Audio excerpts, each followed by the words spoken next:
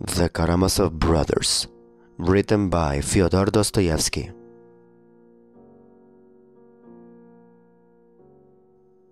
Book number 6, The Russian Monk. Chapter number 1, Father Zosima and his visitors.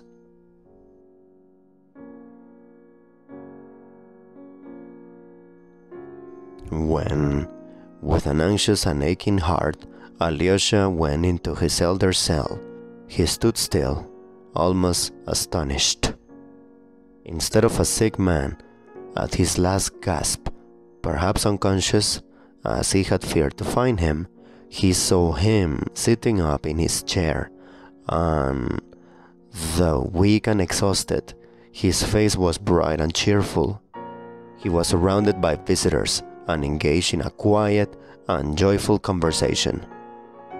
But he had only got up from his bed a quarter of an hour before Alyosha's arrival. His visitors had gathered together in his cell earlier, waiting for him to wake, having received an almost confident assurance from Father Paisi that the teacher would get up, and, as he had himself promised in the morning, converse once more with those dear to his heart. This promise, and indeed every word of the dying elder Father Paisi, put implicit trust in. If he had seen him unconscious, if he had seen him breathe his last, and yet had his promise that he would rise up and say goodbye to him, he would not have believed, perhaps even in death, but would still have expected the dead man to recover and fulfill his promise. In the morning, as he lay down to sleep, Father Zosima had told him positively, "I shall not die without the delight of another conversation with you, beloved of my heart. I shall look once more on your dear face and pour out my heart to you once again." The monks, who had gathered for this probably last conversation with Father Zosima, had all been his devoted friends for many years. There were 4 of them: Father Yosif and Father Paisi, Father Mikhail, the warden of the hermitage, a man not very old and far from being learned. He was of humble origin, of strong will and steadfast faith, of austere appearance, but of deep tenderness, though he obviously concealed it as though he were almost ashamed of it. The 4, Father Anfim, was a very old and humble little monk of the poorest peasant class. He was almost illiterate and very quiet, scarcely speaking to anyone. He was the humblest of the humble, and looked as though he had been frightened by something great and awful beyond the scope of his intelligence. Father Zosima had a great affection for this timorous man, and always treated him with marked respect, though perhaps there was no one he had known to whom he had said less, in spite of the fact that he had spent years wandering about Holy Russia with him. That was very long ago, 40 years before, when Father Zosima first began his life as a monk in a poor and a little monastery at Kostroma, and when shortly after he had accompanied Father Anfim on his pilgrimage to collect alms for their poor monastery. The whole party were in the bedroom, which, as we mentioned before, was very small, so that there was scarcely room for the 4 of them, in addition to Porfiry, the novice, who stood to sit around Father Zosima on chairs brought from the sitting room. It was already beginning to get dark. The room was lighted up by the lamps and the candles before the icons. Seeing Alyosha standing embarrassed in the doorway, Father Zosima smiled at him joyfully and held his hand. Welcome, my quiet one. Welcome, my dear. Here you are too. I knew you would come. Alyosha went up to him, bowed down before him to the ground, and wept. Something surged up from his heart. His soul was quivering. He wanted to sob. Come, don't weep over me. Father Zosima smiled, laying his right hand on his head. You see, I am sitting up talking. Maybe I shall live another 20 years, yet, as that dear good woman from Vishargorye, with her little Lisaveta in her arms, wished me yesterday. God bless the mother and the little girl Lisaveta. He crossed himself. Porfiry, did you take her offering where I told you? He meant the 60 kopecks brought him. The day before by the good-humored woman to be given to someone poorer than me. Such offerings, always of money gained by personal toil, are made by way of penance voluntarily undertaken. The elder had sent Porfiry the evening before to a widow, whose house had been burned down lately, and who after the fire had gone with her children begging alms. Porfiry hastened to reply that he had given the money, as he had been instructed from an unknown benefactress. Get up, my good boy, the elder went on to Alyosha. Let me look at you. Have you been home and seen your brother? It seemed strange to Alyosha that he asked so confidently and precisely about one of his brothers only. But which one? Then perhaps he had sent him out both yesterday and today for the sake of that brother. Yes, I have seen one of my brothers, answered Alyosha. I mean the elder one, to whom I bowed down. Oh, I only saw him yesterday and could not find him today, said Alyosha. Oh, make haste to find him. Go again tomorrow and make haste. Leave everything and make haste. Perhaps you may still have time to prevent something terrible.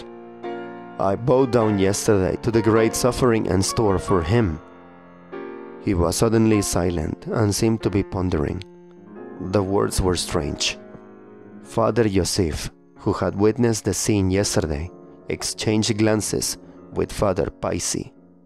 Alyosha could not resist asking, Father and teacher.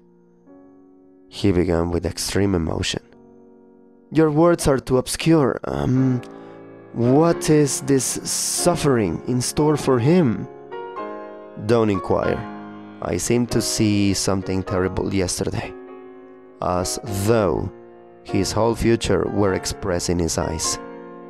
A look came into his eyes, so that I was instantly horror-stricken at what that man is preparing for himself.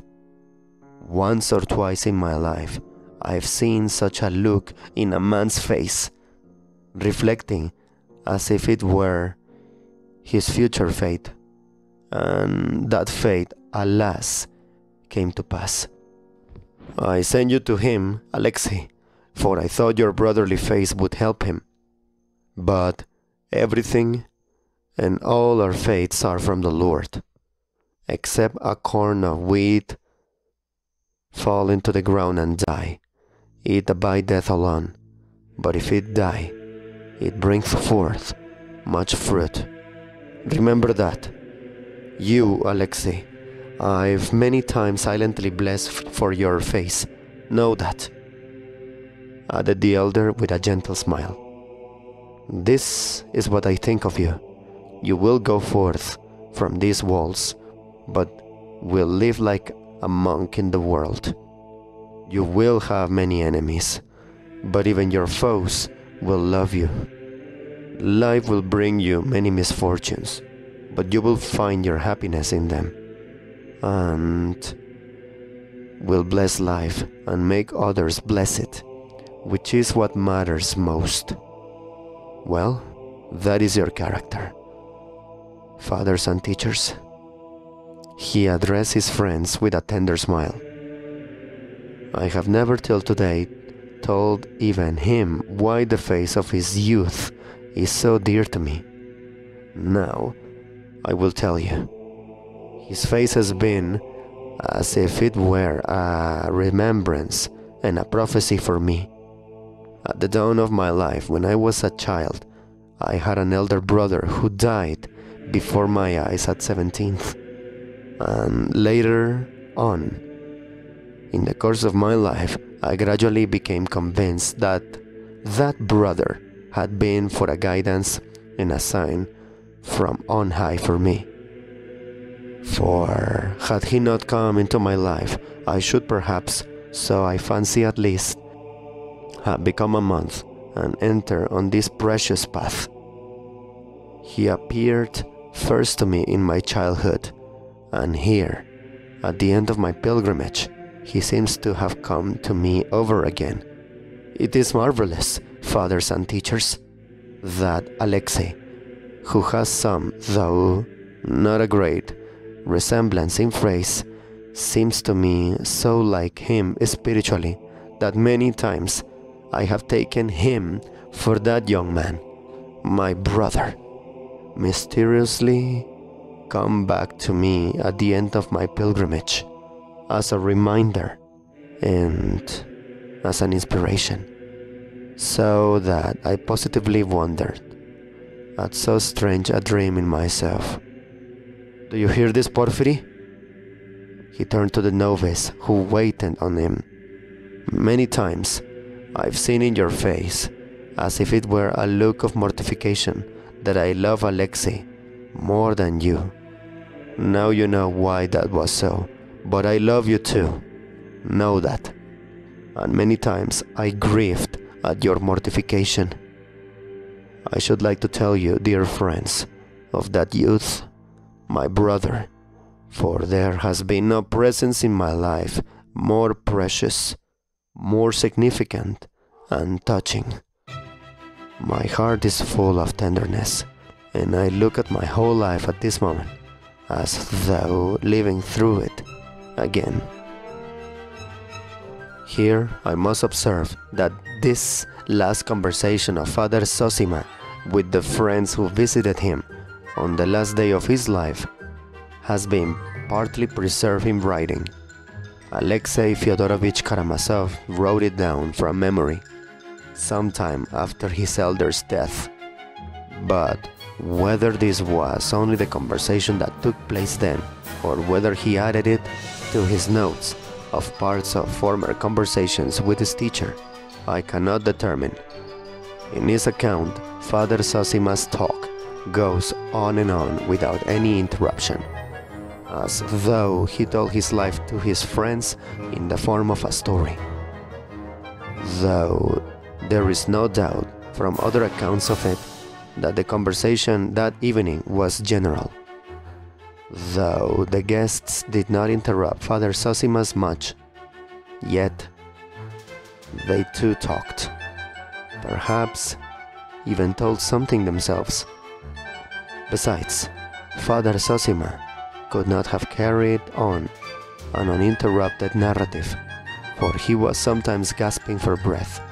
His voice failed him, and even lay down to rest on his bed. Though he did not fall asleep, and his visitors did not leave their seats. Once or twice the conversation was interrupted by Father Pisces reading the Gospel. It is worthy of note, too, that no one of them supposed that he would die that night, for on that evening of his life, after his deep sleep, in the day he seemed suddenly to have found new strength, which kept him up Through this long conversation, it was like a last effort of love gave him marvelous energy. Only for a little time, however, for his life was cut short immediately. But of that, later. I will only add now that I have preferred to confine myself to the account given by Alexei Fyodorovich Karamazov. It will be shorter and not so fatiguing. Though, of course, as I must repeat, Alyosha took a great deal from previous conversations and added them to it. Notes of the life of the deceased priest and monk, the elder Zosima, taken from his own words by Alexei Fyodorovich Karamazov. Biographical notes. A. Father Zosima's brother. Biographical notes.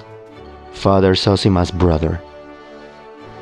Beloved fathers and teachers, I was born in a distant province in the north, in the town of V. My father was a gentleman by birth, but of no great consequence or position. He died when I was only 2 years old, and I don't remember him at all. He left my mother a small house built of wood and a fortune not large, but sufficient to keep her and her children in comfort. But sufficient to keep her and her children in comfort. There were two of us, my elder brother, Markel, and I. He was 8 years older than I was, of hasty, irritable temperament, but kind-hearted and never ironical. He was remarkably silent, especially at home with me, his mother, and the servants. He did well at school, but did not get on with his schoolfellows, though he never quarreled, at least so my mother has told me. 6 months before his death, when he was 17, he made friends with a political exile who had been banished from Moscow to our town for free thinking, and led a solitary existence there. He got a good scholar who had gained distinction in philosophy in the university. Something made him take a fancy to Markel, and he used to ask him to see him. The young man would spend whole evenings with him during the winter, till the exile was summoned to Petersburg to take up his post again at his own request, as he had powerful friends. It was the beginning of Lent, and Markel would not fast. He was rude and laughed at it.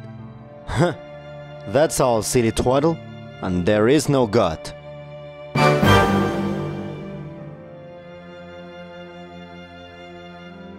He said, horrifying my mother, the servants, and me too.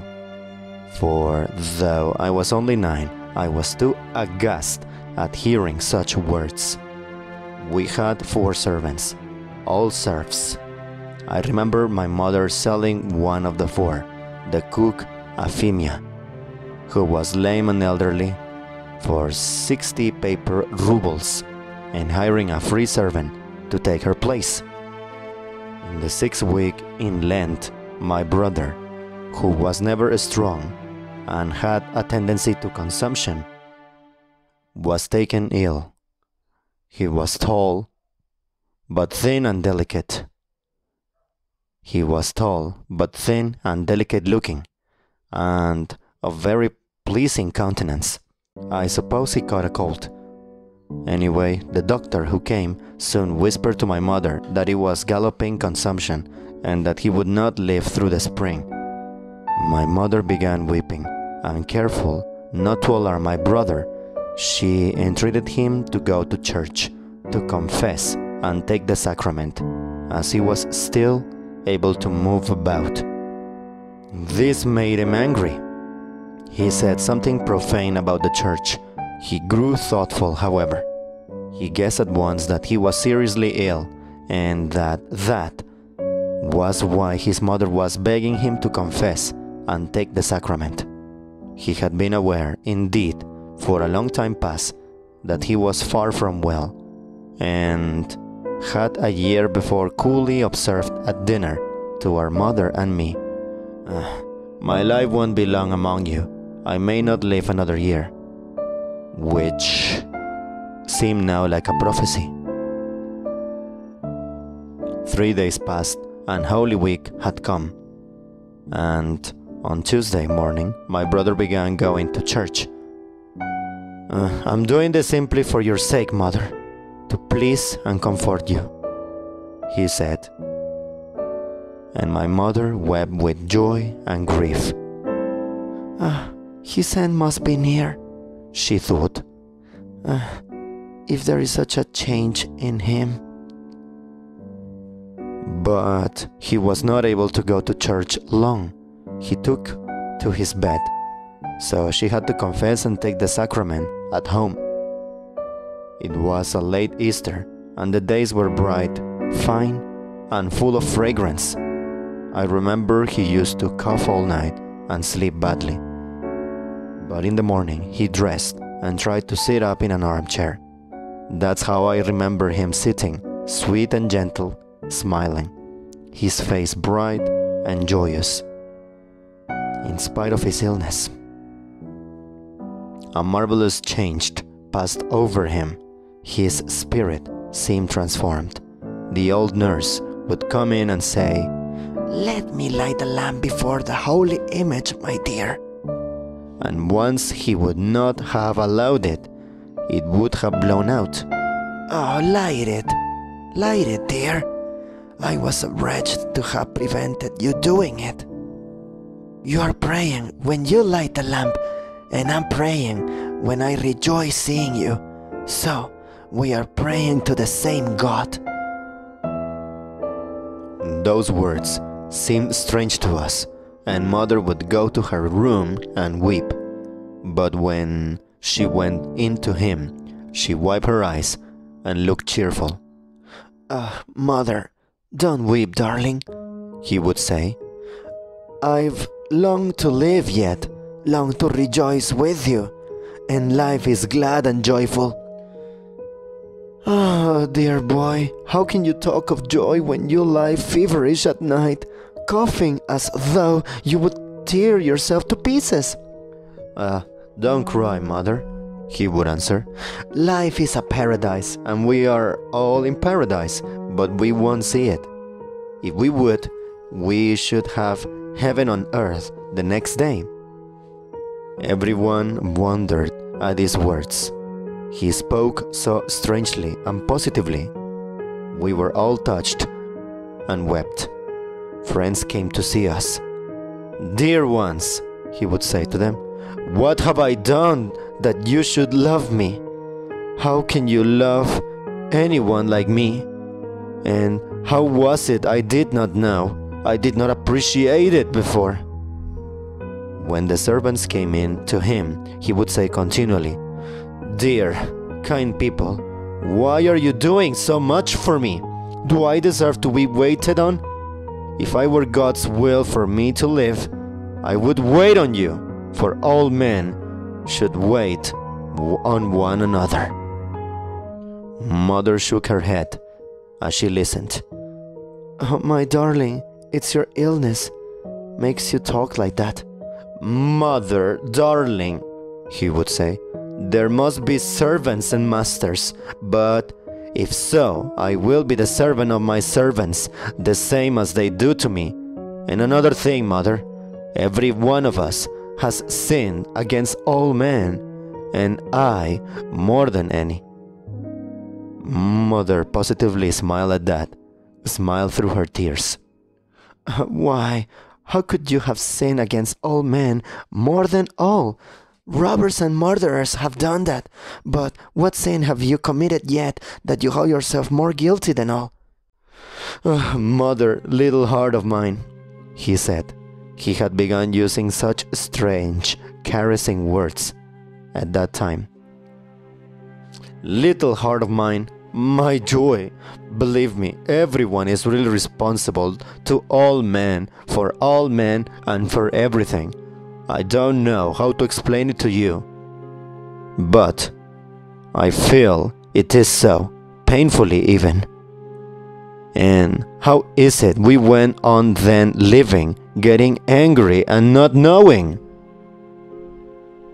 So he would get up every day, more and more sweet and joyous and full of love. When the doctor, an old German called Eisenschmidt, came, this is what they said to each other. "Well, doctor, have I another day in this world?" he would ask, joking. "You'll live many days yet." The doctor would answer, "You'll live many days yet, and months and years too." The doctor would answer, "Months and years," he would exclaim. "Why reckon the days? One day is enough for a man to know all happiness. My dear ones, why do we quarrel? Try to outshine each other and keep grudges against each other. Let's go straight into the garden. Walk and play there. Love, appreciate, and kiss each other, and glorify life." Your son cannot last long. The disease is affecting his brain, the doctor told my mother as he accompanied him to the door. The windows of his room looked out into the garden, and our garden was a shady one, with old trees in it which were coming into bud. The first birds of spring were flitting in the branches, chirruping and singing at the windows, and looking at them and admiring them, he began suddenly begging their forgiveness too. "Birds of heaven, happy birds, forgive me, for I have sinned against you too." None of us could understand that at the time, but he shed tears of joy. "Yes," he said, "there was such a glory of God all about me. Birds, trees, meadows, sky. Only I live in shame and dishonored it all and did not notice the beauty and glory." "Oh, you take too many sins on yourself," my mother used to say, weeping. "You take too many sins on yourself. You take too many sins on yourself," Mother used to say, weeping. "Mother, darling, it is for joy, not for grief, that I am crying. Though I can't explain it to you, I like to humble myself before them, for I do not know how to love them enough. If I have sinned against everyone, yet all forgive me too. Then that's heaven. Am I not in heaven now?" And there was a great deal more I don't remember. I remember I went once into his room when there was no one else there. It was a bright evening. The sun was setting, and the whole room was lightened up. He beckoned me, and I went up to him. He put his hands on my shoulders and looked into my face tenderly, lovingly. He said nothing for a minute, only looked at me like that. "Well?" "Well? Run and play now. Enjoy life for me too," he said. I went out and ran to play, and many times in my life afterwards. I remember even with tears how he told me to enjoy life for him too. There were many other marvelous and beautiful sayings of this, though we did not understand them at the time. He died the third week after Easter. He was fully conscious, though he could not talk. Up to his last hour he did not change. He looked happy. His eyes beamed and sought us. He smiled at us, beckoned us. There was a great deal of talk, even in the town, about his death. I was impressed by all this at the time, but not too much so, though I cried a good deal at his funeral. I was young then, a child, but a lasting impression, a hidden feeling of it all, remained in my heart, ready to rise up and respond when the time came. So indeed it happened. B. The Holy Scriptures in the life of Father Zosima. I was left alone with my mother. Her friends began advising her to send me to Petersburg as other parents did. You have only one son now, they said, and have a fair income, and you will be depriving him perhaps of a brilliant career if you keep him here. They suggested I should be sent to Petersburg to the cadet corps, that I might afterwards enter the Imperial Guard. My mother hesitated for a long time. It was awful to part with her only child, but she made up her mind to it at last, though not without many tears, believing she was acting for my happiness. She brought me to Petersburg and put me to the cadet corps. I never saw her again, for she too died 3 years afterwards. She spent those 3 years mourning and grieving for both of us. From the house of my childhood, I have brought nothing but precious memories. For there are no memories more precious than those of early childhood in one's first home. And that is almost always so if there is any love and harmony in the family at all. Indeed, precious memories may remain even of a bad home, if only the heart knows how to find what is precious. With my memories of home, I count too my memories of the Bible, which, child as I was very eager to read at home. I had a book of scripture history then, with excellent pictures, called 104 Stories from the Old and New Testament, and I learned to read from it. I have it lying on my shelf now. I keep it as a precious relic of the past. But even before I learned to read, I remember first being moved to a devotional feeling at 8 years old. My mother took me alone to Mass.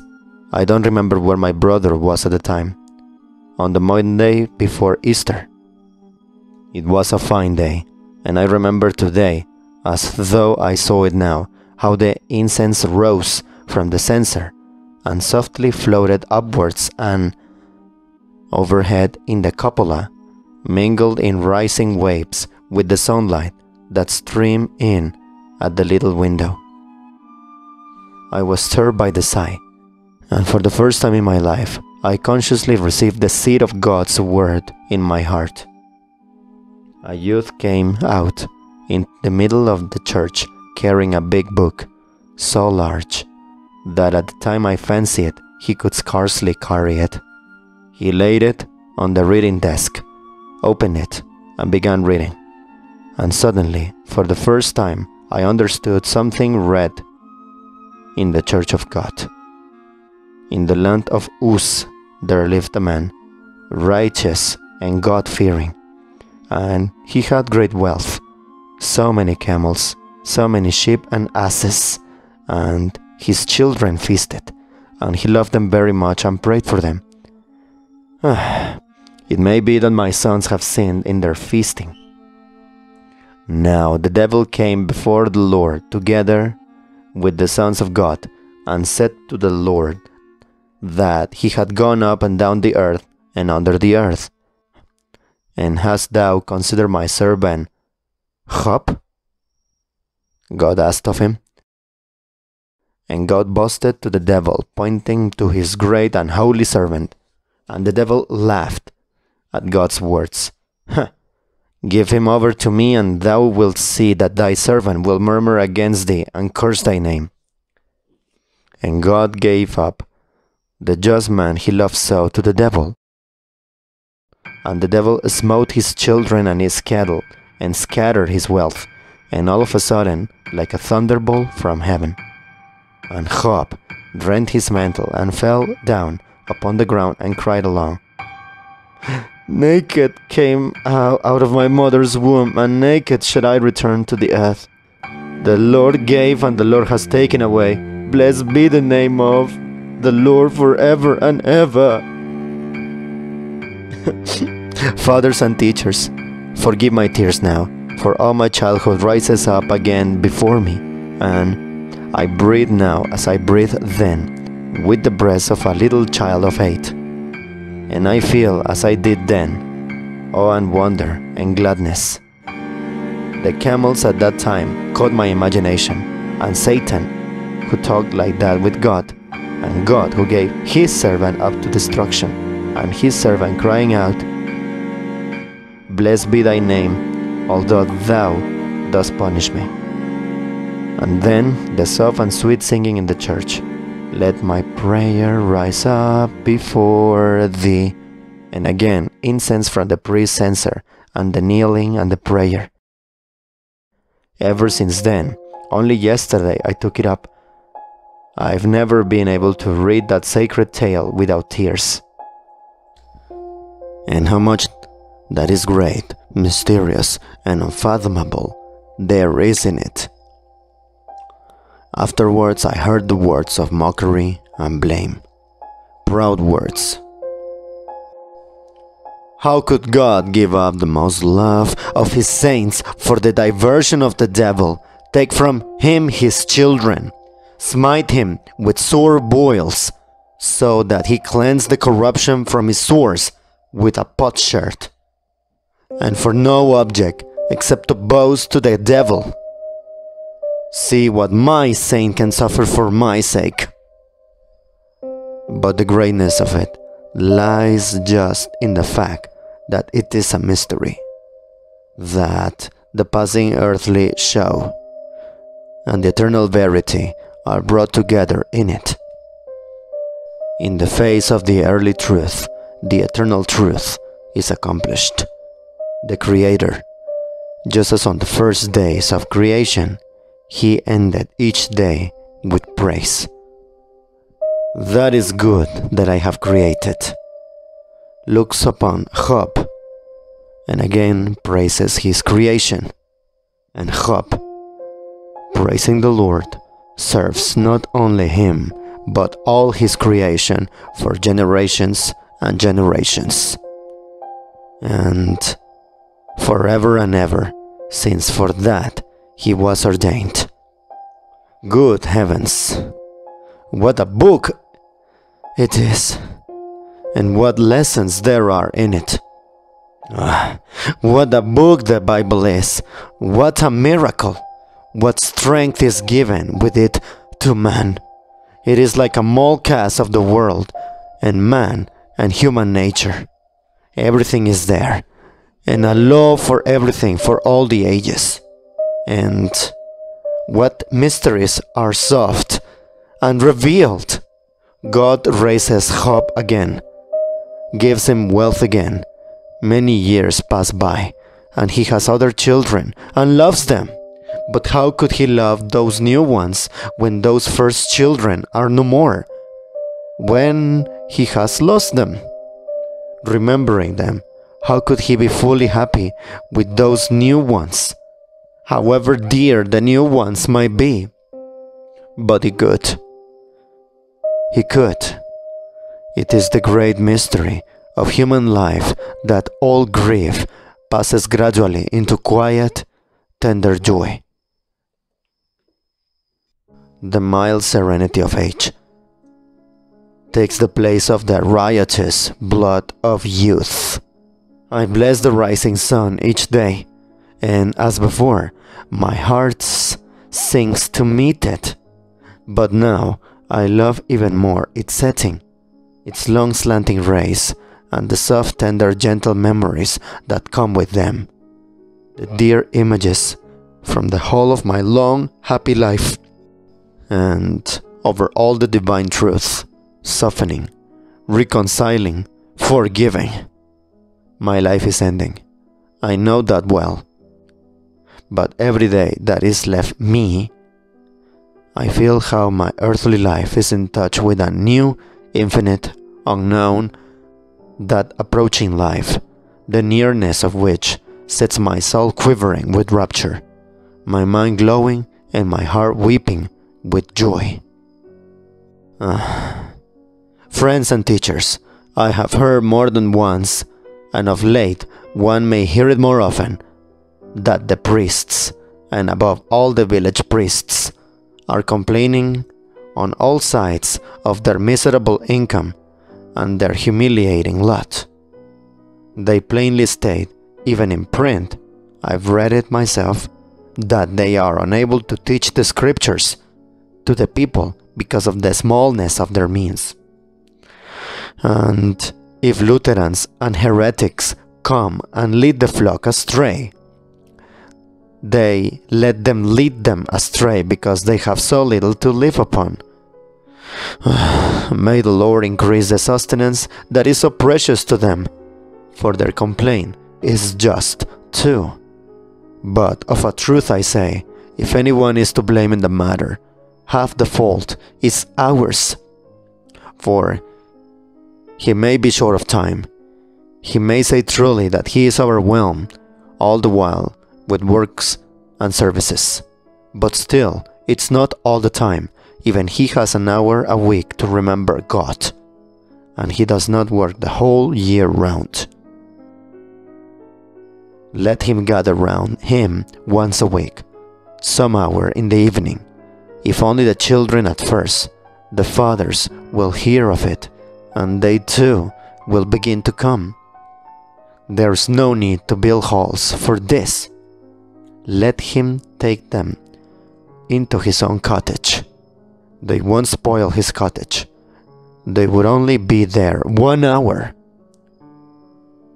Let him open that book and begin reading it without grand words or superciliousness, without condescension to them, but gently and kindly, being glad that he is reading to them and that they are listening with attention, loving the words himself, only stopping from time to time to explain words that are not understood by the peasants. Don't be anxious. They will understand everything. The Orthodox heart will understand all. Let him read them about Abraham and Sarah, about Isaac and Rebekah, about how Jacob went to Laban and wrestled with the Lord in his dream and said, "This place is holy," and he will impress the devout mind of the present. Let him read, especially to the children, how the brothers sold Joseph, the tender boy, the dreamer and prophet, into bondage, and told their father that a wild beast had devoured him and showed him his blood-stained clothes. Let him read them how the brothers afterwards journeyed into Egypt for corn, and Joseph, already a great ruler, unrecognized by then, tormented them, accused them, kept his brother Benjamin, and all through love. I love you, and loving you, I torment you. For he remembered all his life how they had sold him to the merchants in the burning desert by the well, and how, wringing his hands, he had wept and besought his brothers not to sell him as a slave into a strange land, and tormented them in love. He left them at least, not able to bear the suffering of his heart, flung himself into his bed and wept. Then, wiping his tears away, he went out to them joyful and told them, "Brothers, I'm your brother Joseph." Let him read them further how happy old Jacob was on learning that his darling boy was alive, and how he went to Egypt, leaving his own country, and died in a foreign land, bequeathing his great prophecy that had lain mysteriously hidden in his meek and timid heart all his life, that from his offspring, from Judah, will come the great hope of the world, the Messiah and Savior. Oh my God. Oh, Boże mój. Boże mój. Fathers and teachers, forgive me and don't be angry that like a child I've been babbling of what you know long ago and can teach me 100 times more skillfully. I only speak from rapture, and forgive my tears, but for I love the Bible. Let him too weep, the priest of God, and be sure that the hearts of his listeners will throb in response. Only a little tiny seed is needed. Drop it into the heart of the peasant, and it won't die. It will live in the soul all his life. It will be hidden in the midst of his darkness and sin, like a bright spot, like a great reminder, and there's no need of much teaching or explanation. He will understand it all simply. Do you suppose that the peasants don't understand? Try reading them the touching story of the fair Esther and the haughty Vashti, or the miraculous story of Jonah in the whale. Don't forget either the parables of our Lord. Choose especially from the Gospel of St. Luke, that is what I did, and then from the Acts of the Apostles, the conversion of St. Paul, that you mustn't leave out on any account, and from the lives of the saints, for instance, the life of Alexei, the man of God, and greatest of all, the happy martyr and the seer of God, Mary of Egypt, and you will penetrate their hearts with these simple tales. Give 1 hour a week to it. In spite of your poverty, only 1 little hour, and you will see for yourselves that our people is gracious and grateful, and will repay you 100-fold. Mindful of the kindness of their priest and the moving words they have heard from him, they will of their own accord help him in his fields and in his house, and will treat him with more respect than before, so that it will even increase his worldly well-being too. The thing is so simple that sometimes one is even afraid to put it into words, for fear of being laughed at, and yet how true it is.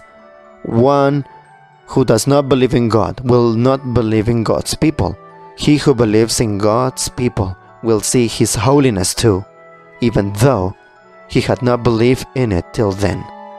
Only the people and their personal spiritual power will convert our atheists, who have turned themselves away from their native soil.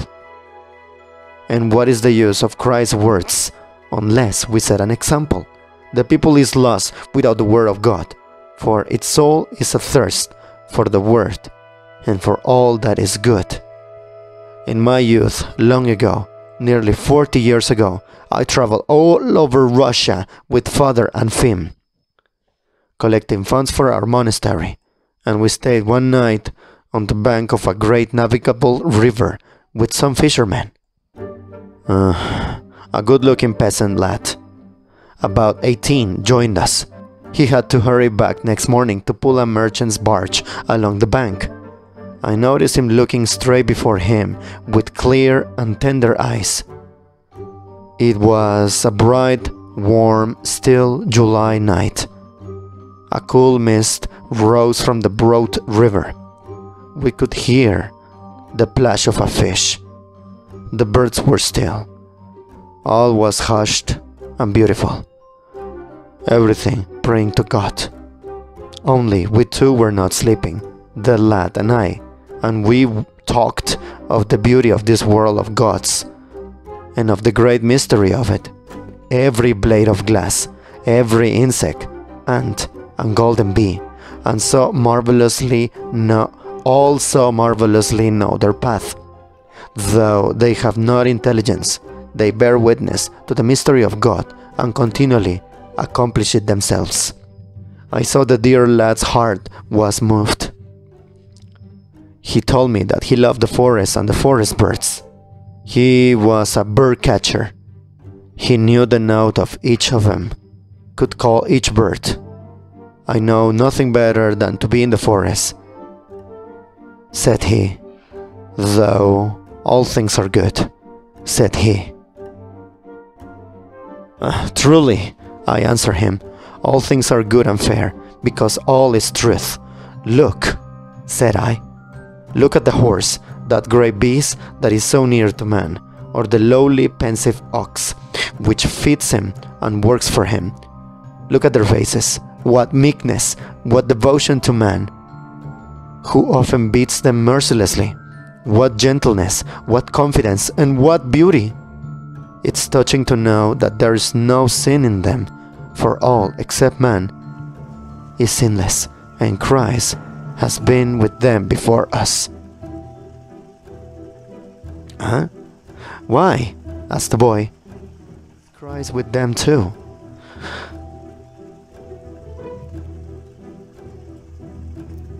It cannot be so, said I, since the world is for all creation and all creatures. Every leaf is striving to the word, singing glory to the God, singing glory to God, weeping to Christ, unconsciously accomplishing this by the mystery of their sinless life. Yonder, said I, yonder in the forest wanders the dreadful bear, fierce and menacing, and yet innocent in it. And I told him how once a bear came to a great saint who had taken refuge in a tiny cell in the wood, and the great saint pitied him, went up to him without fear, and gave him a piece of bread. Go along, said he, Christ be with you. And the savage beast walked away meekly and obediently, doing no harm. And the lad was delighted that the bear had walked away without hurting the saint, and that Christ was with him too. Ah, said he, how good that is, how good and beautiful is all God's work. He said, musing softly and sweetly.